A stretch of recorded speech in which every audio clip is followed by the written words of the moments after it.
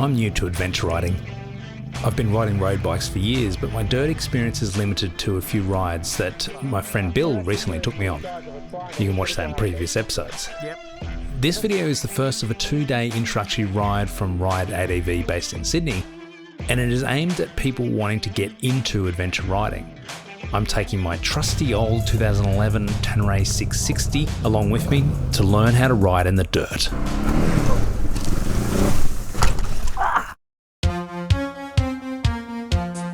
It is 5:30 in the morning and I'm heading an hour north to get to Arimba to meet up with the RideADV tour.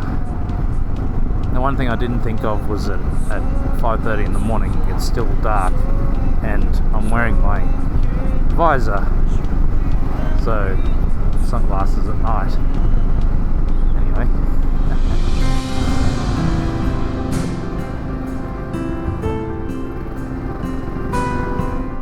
Alright, 50k is a freeway. Let's get this over and done with. It's an hour trip just to get to the start line.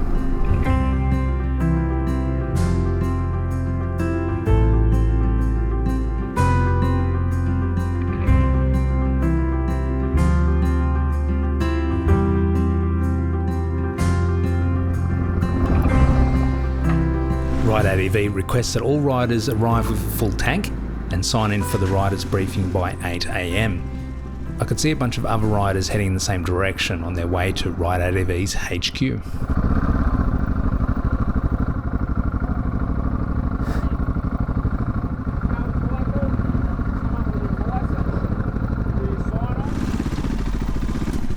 How you going? Good, how are ya? Good, mate, good. Just park around there for a second out of the way. Yep. Get your licence, come and do your sign on. Yep. And then you can go down the bottom, put your gear in the trailer. Cool.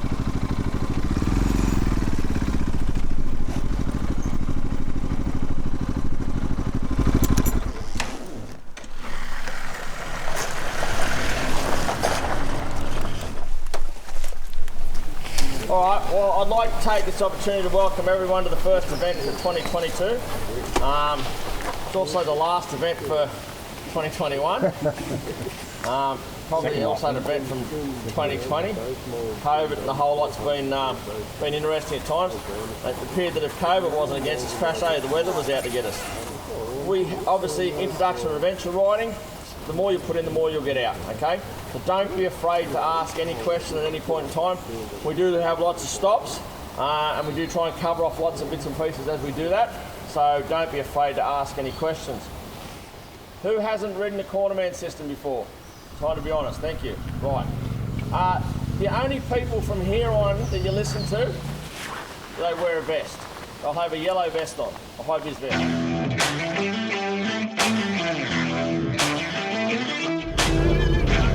I have the distinctive feeling that I am going to be at the very back.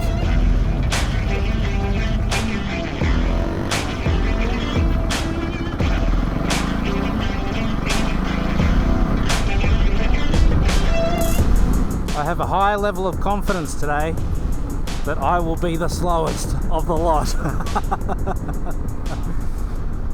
Undoubtedly, my bike is the oldest, the fattest, the sluggish, and looking around at everyone else, I feel as though I'm also the least experienced.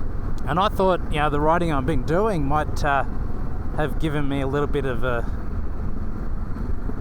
you know, just elevated my skills enough to kind of like feel confident at least. And I did this morning. It's a lot of very professional looking bikes. Guess we'll see. It's been there's an interesting range because there's the first of our cornermen. There's been a range of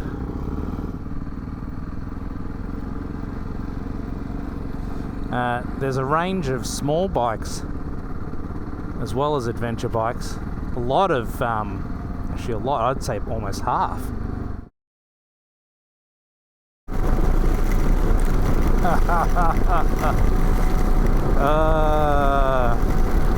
This is a sign of things to come, isn't it? Looks like it might be very short, but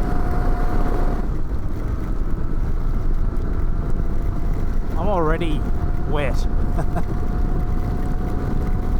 Hopefully it dries out a little bit, but now I'm wishing I had to put on my wet weather gear. I've got it here in the bag, but it didn't look like it was going to rain at the time, and I was sweating. Now, what, 15 minutes later, regretting that again? Why does this keep happening to me? I should just wear my wet weather gear all the time and just never take it off. And you need to keep left, because as we come out of COVID, or from COVID, no one's going overseas. So now they've got the big four-wheel drives, they've got all the gear and no idea, and they like to go out in the bush, and they like to drive around, and they don't keep left. So you need to make sure you keep left to give yourself the best start possible, alright? Any questions? No questions. Why does Michael talk funny? That's my question. I don't talk funny, all you guys talk funny. I don't have an accent. Alright. Important reason we stopped here, but see this wooden bridge? You know what offers that wet wooden bridge offers in the level of traction? Less than nothing.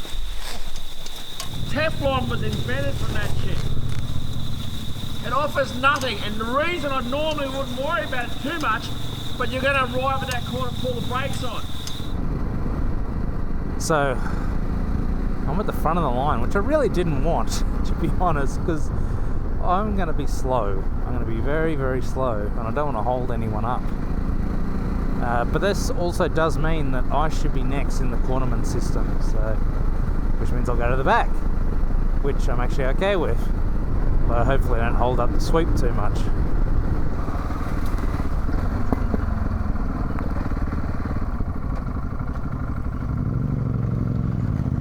There we go.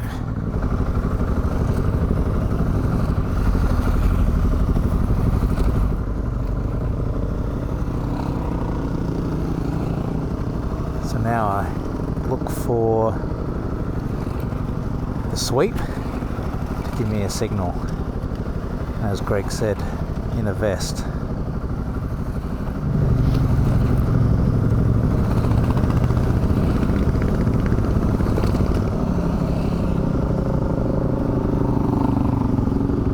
That looks like them.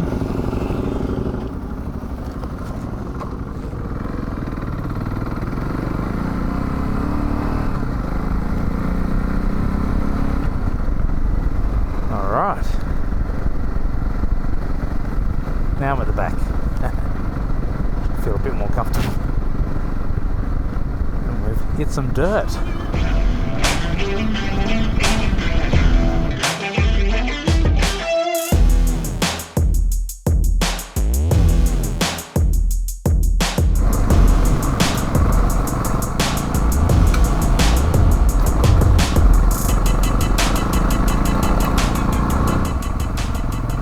As an introductory ride, Greg makes several stops along the way to explain techniques and share knowledge. Here we're getting a demonstration on riding position for off-road. He's just kept the bike lean over, he's pushed the bike down in the corner, and he's come around. Now we'll stand off on the outside here because he's not in any great hurry, but he will come around in that outside lane, given that he's keeping left.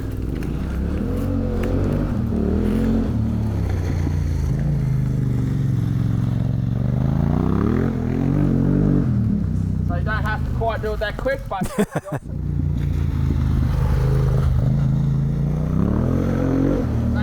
boy, he's run wide on his exit. Coming into the corner, if you can see, by all means, and I've always, as much as I do say keep left, if you can see, you're paying for it, use it, okay? But yeah, on your entry, you have to be sure a wider entry will give you a tighter exit, and that's what you're looking for.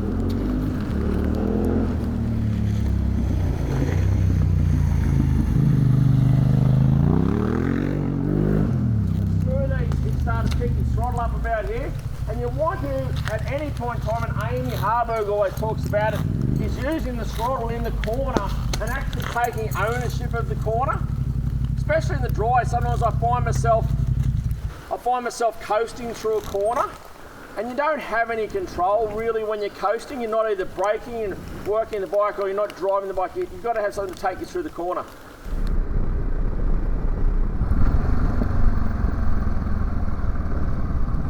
Oh, I could smash a bacon and egg roll right now.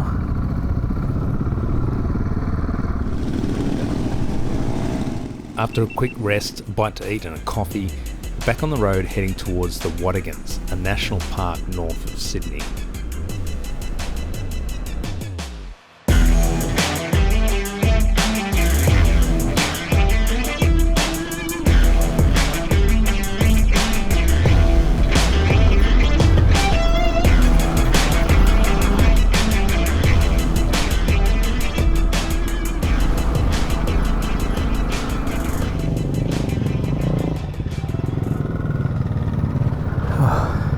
That was muddy.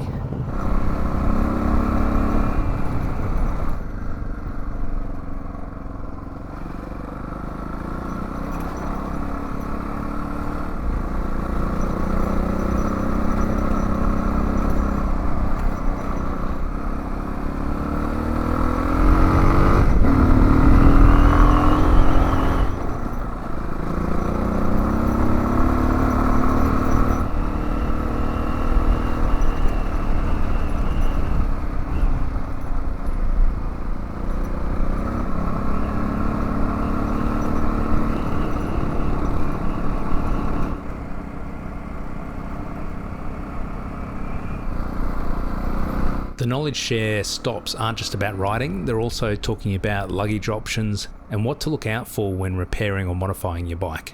And as the great Nick Gold says, if aluminium was any good, they'd make steel out of it. The Tenere 660, when we had them, the crash bars came into the front of the engine, and the frame, they had a bracket rod with the frame you put the crash bars on. So we dropped one, didn't we, Chicken? Yes. Where's Chicken? We dropped one, the bolt bend, remember? So I'm like, oh yeah, I'm going to put a high tensile bolt in that. The next time I dropped it, the bolt didn't bend. It snapped the bracket off the frame. So something has to give. I see at the moment there's a big push on handlebar risers on Teneres with stronger bolts. Like that, I would rather bend the bolt in my clamp so I can belt straight if I'm really stuck, or just put up with, than have it, something's got to give, and it could snap the top triple clamp.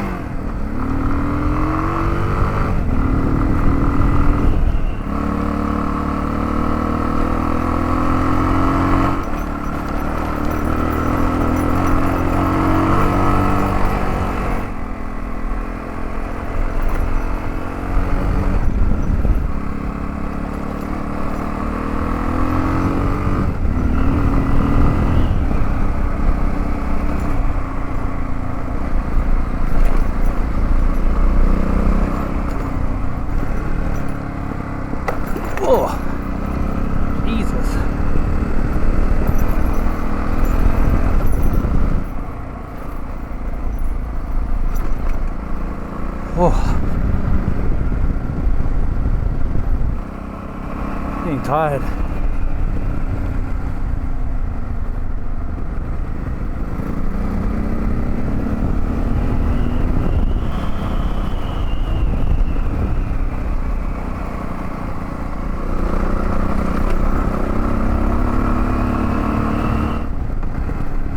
Whoa. Whoa.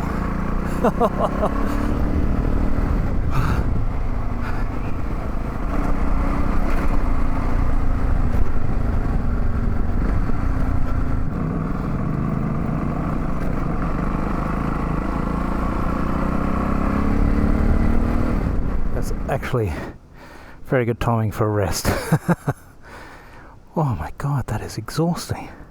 And again, I know it's a lot of nervous energy, but still. Oh, groups spread out a lot now.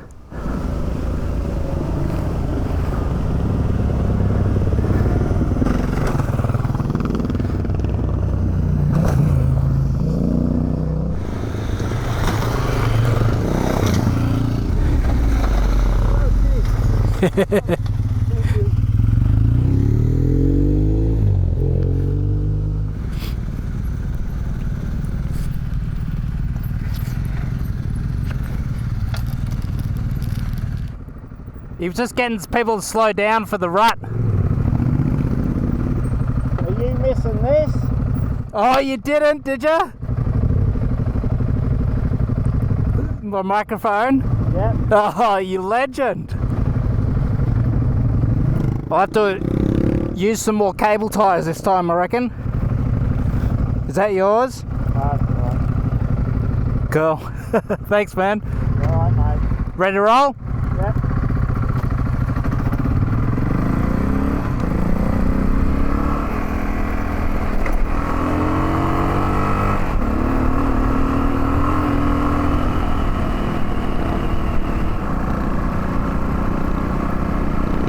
Start the rain.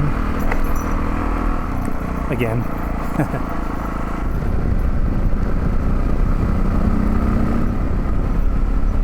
A poo? Like a horse poo. Look out for horses.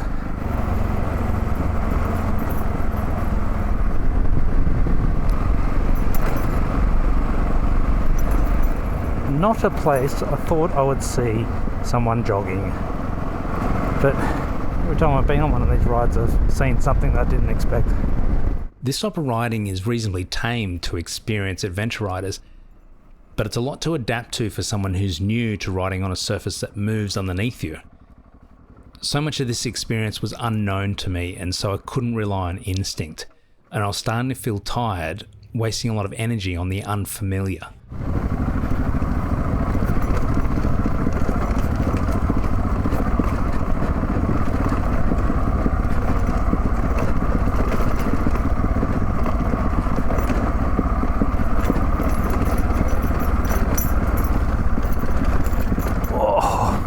Fuck me.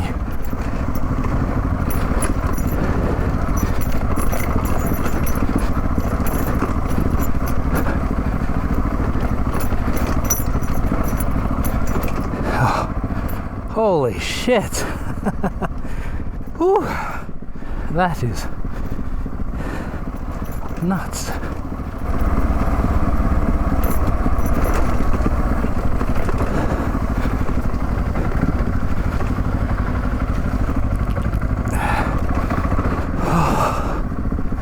Holy shit.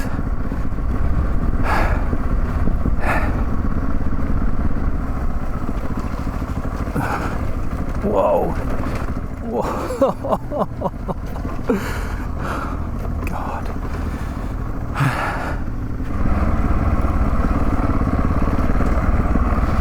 Just remember, this is what you wanted. You wanted an adventure.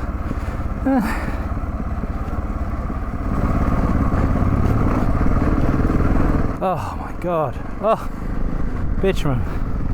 Never been so happy to see bitumen. Holy shit. That was intense. Oh my god. Of course, video will not express that whatsoever, but holy shit. I have to say, one thing I'm super surprised and impressed by is just, I thought I was going to be holding everyone up having the older bike, and for this I've just got, it's just been amazing.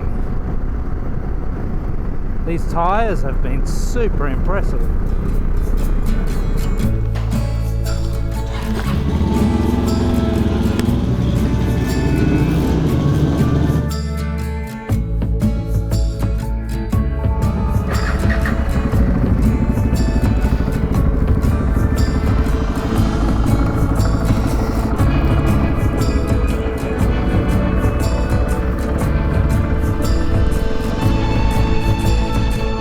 drive for lunch, and we're going back to our meet-up spot, and we're going to head basically to Singleton from here, but via dirt, of course. So we should get to Singleton around 4 PM, I believe. It's the time now, it's 1:30, just before 1:30. Tell you what, I am exhausted already. That has been full on. Like, I am rooted. But a lot of it's nervous energy, because that last bit coming down the hill, oh my god, I was in pure panic the whole time. It was just like, I just had to trust the bike, and I know sort of, you know, it's what everyone says, is just let the bike follow, you know, let it, don't try and resist it, let it, you know, just go straight over the holes and whatnot. And been really smooth on the brakes, you know, not jumping on them or anything like that, and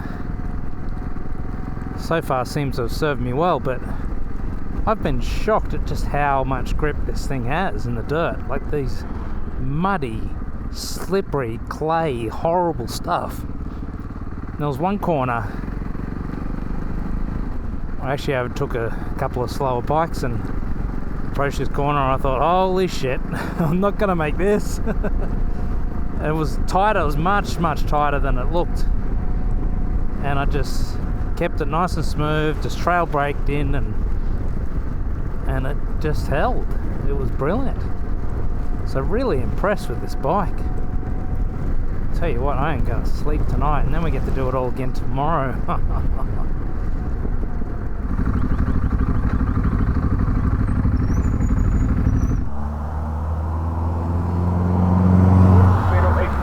Been through for a couple of months. Traditionally it's very muddy, lots of water holes, so we might all have to work together to go around some bits or through some bits.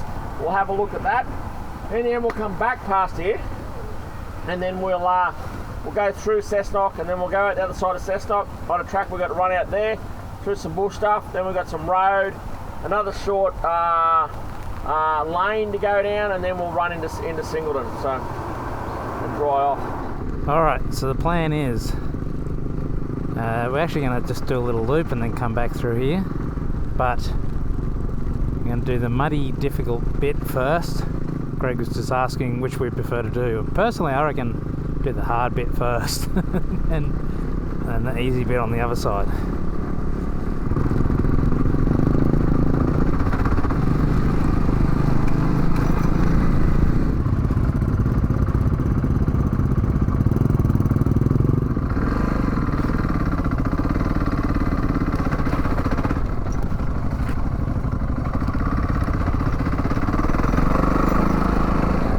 Second then.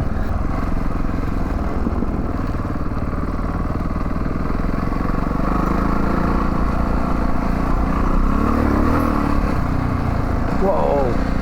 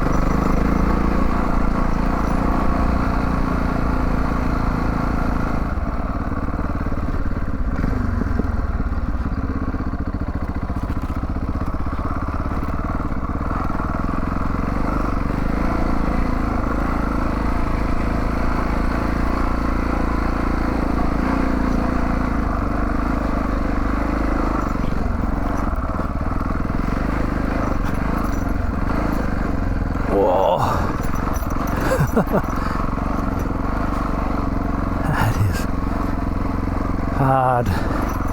Whoa. Jesus.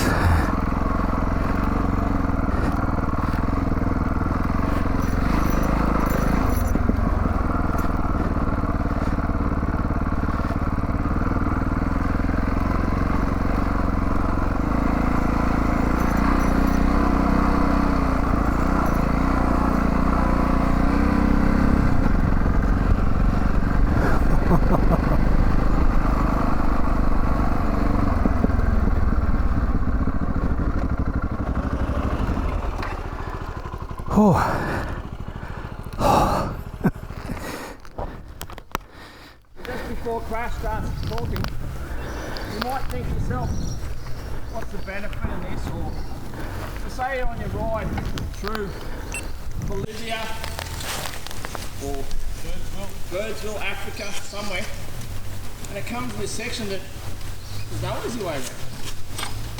Don't be afraid to practice these skills. And this is a pretty unique set of skills which Crash is going to go into in a minute. Biggest thing's psyching yourself out. You see stuff like that and you think, instantly you're on the defensive and you can really talk yourself out of it. But the bike's more capable of doing this sort of stuff than you give it credit for. And you see where we come through there a lot, it's the slightest little curve and you find that edge. And you can run along that edge, like pushing against it, it'll stop you slipping into a lot of that stuff.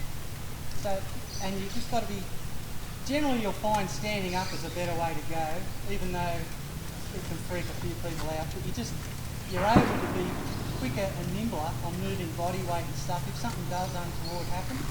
So you'll find a lot of people when they come through, they will stand up there, and you also have better vision and you're planning ahead. You're not just looking directly in front of you. That's when you can come across a rut like this and think, oh, it's too late, so you're right through it. So trying to be looking further ahead, watching and picking your lines well ahead.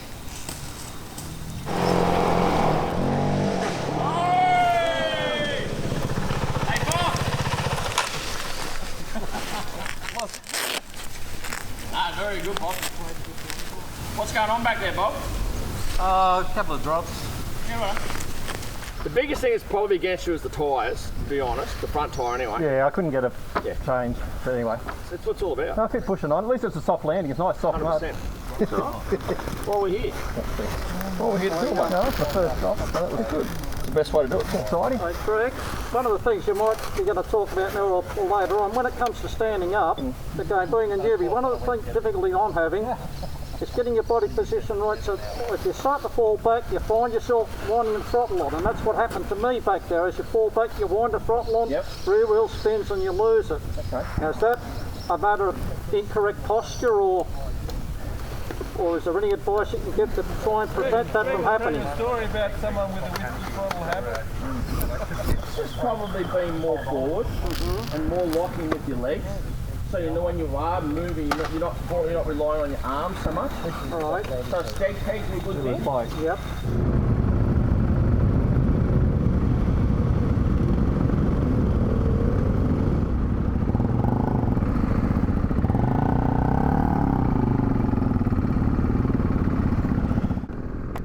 A couple of people taking the option to go back to town, take a break. Not surprising, and it's great that they have that option because far out it is full on. And the mud, the rain has obviously, this particular patch is actually pretty good, but there's plenty of other patches where it's made it pretty challenging. And this is an introductory ride, right? So, if this was your first ever experience on dirt, which I know there's at least one person who said that was the case. That's pretty full on. It's pretty full on. It really is.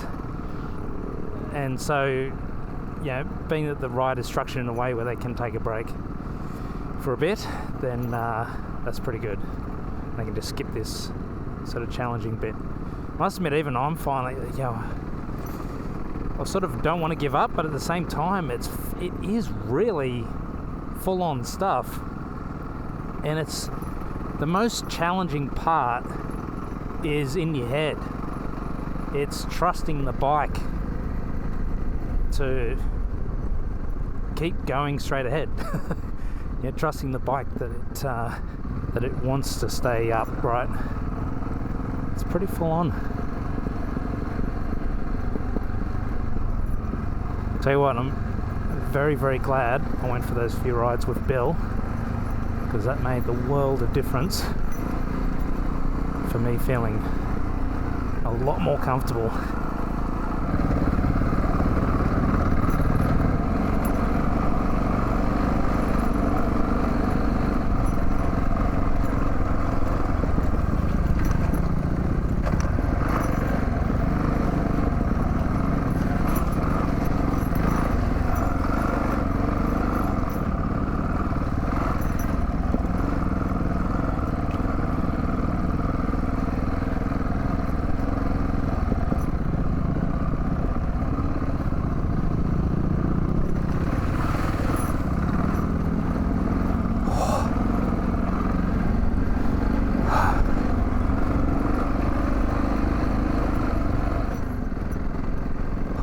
shit.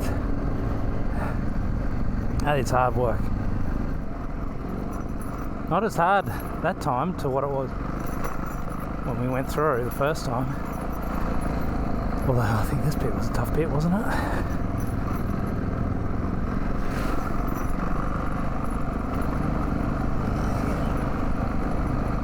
Very much realise the difference between a heavy bike and a light bike.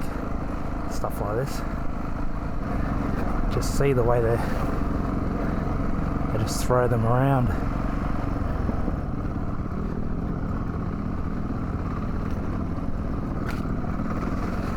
Whoa.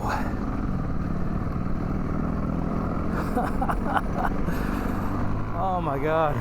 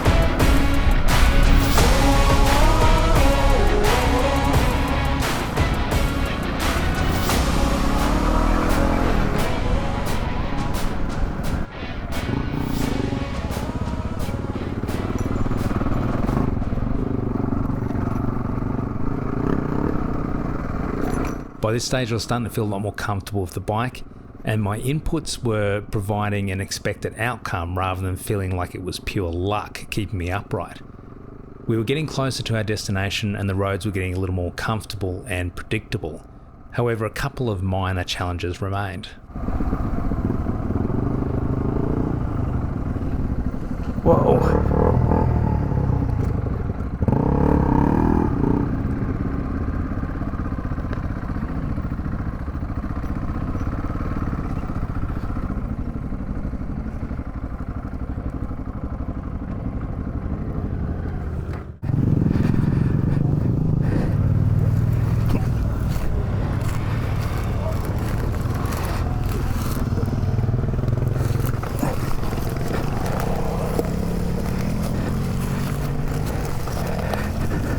Twice to stop. I thought you were gone. Whoa! There we go.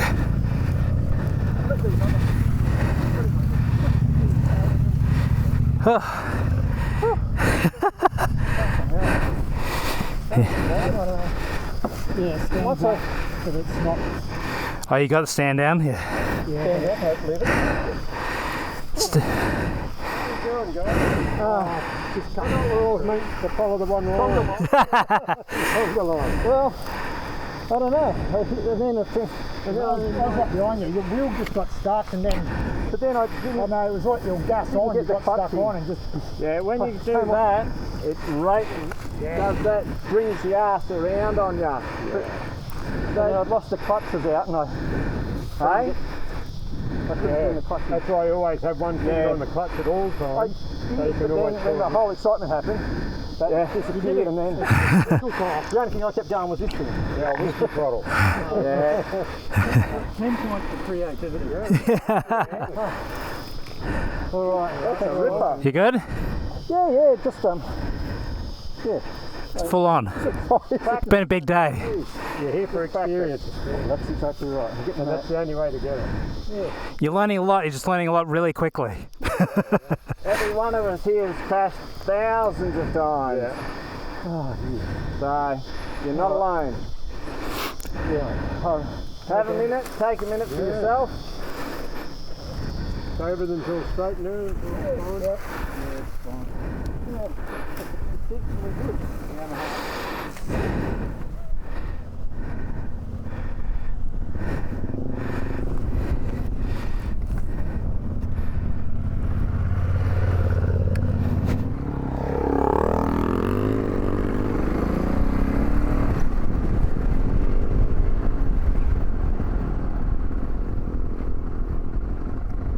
all good?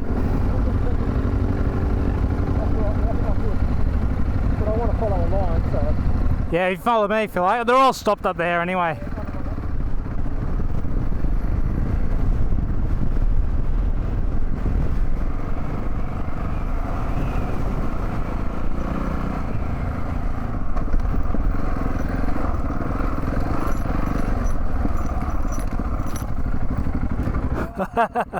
Which way's best? Oh, it doesn't matter either way. Not that way. Oh. Don't do that.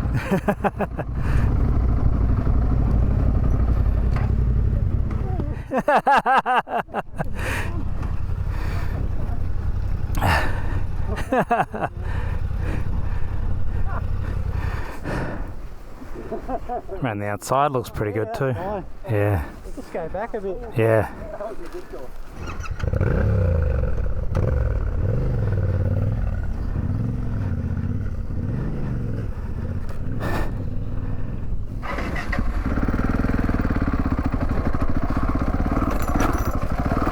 Whoa.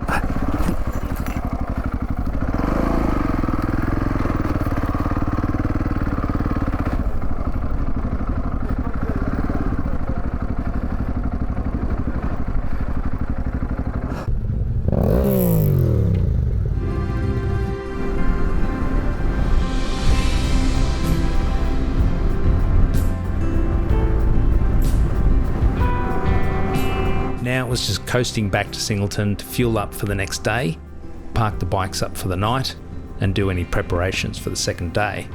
The bike didn't need anything, but I just needed to make some adjustments to make my outfit more comfortable for tomorrow.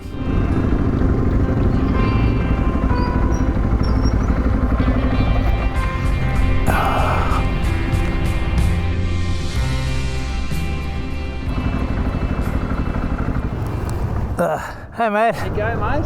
Good, good. What number are you, do you remember? I think it was 11 from memory, Vern. Vern, yeah, gotcha. Yeah, that's the one. Awesome, mate. How'd you go? It was great. I am exhausted. Yeah.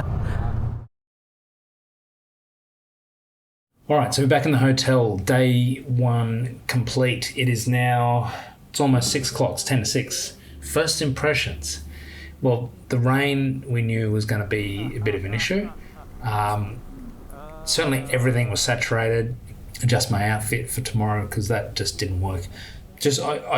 What I did was I had the internal rain layer in the jacket, plus I had my rain jacket over the top, and I was basically trying to not get wet by any means necessary, but I ended up getting absolutely entirely soaked through from sweat. So it was pointless. So tomorrow I think I'll take the internal lining out of the jacket, just run it as a open jacket, but then have the rain over the top if need be. So if it does rain. It was very muddy. It was very wet. Everything was wet. All the roads we went down were wet. Very, very wet. But I tell you what, the one big takeaway for me is I actually can't believe that motorcycles can do that. Like, I cannot believe the way it just keeps going.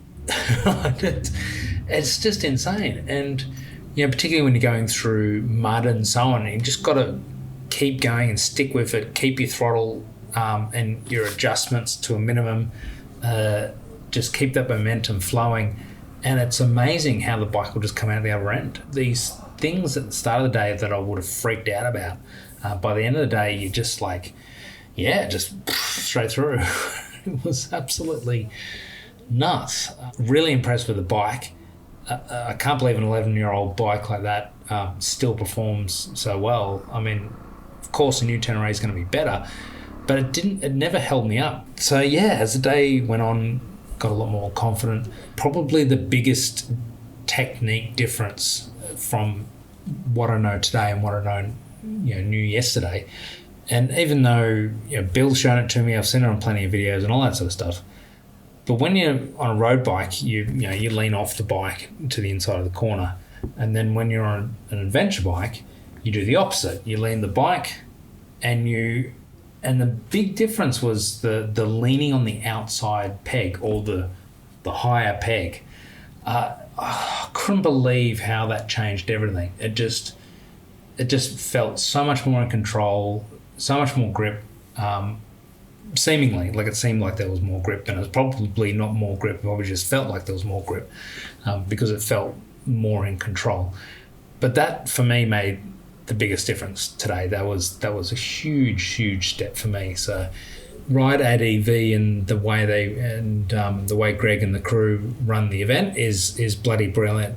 The big thing is you can ride at your own pace. So that's the one thing they say over and over is your ride, you ride at your pace.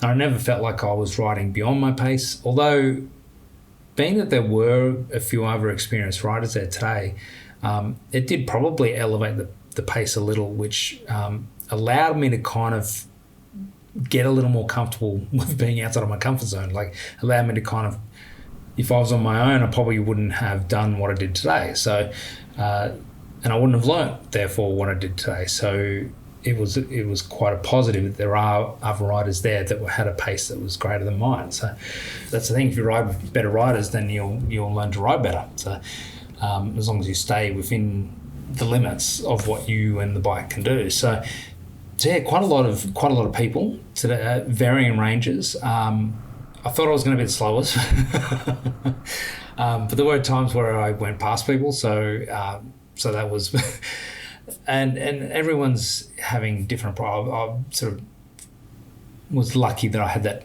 those couple of outings with Bill and so on to get used to the bike prior. So I think that made a difference. There's a couple of people there today who this was their first experience on the dirt. So. And then you've got other people who have been riding for like decades. So there's a big range there. There's a lot of people join the ride this weekend who are confident riders. So it's an intro ride, but still. And I don't think that's a bad thing. I think that enables a lot more knowledge sharing and a lot more sort of, as I said before, about pushing outside of your comfort zone. So that's a good thing. So yeah, a few learnings from today, a few things to adjust for tomorrow. So again, tomorrow is same thing, I guess. I don't know what the plan is. Like RideADV actually made it quite comfortable for people to opt out of particular parts that they found difficult. So that was really good that they give that option. It doesn't sort of, if you feel overwhelmed by a certain part of it, then there's no pressure. So that was quite good. Anyway, everything's charging up, ready for tomorrow. We're going out to dinner. Hopefully I can stay awake.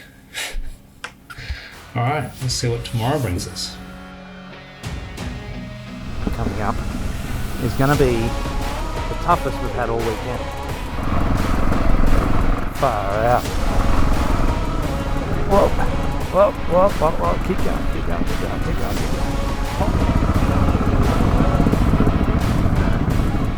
Now it's all coming together. That all makes sense.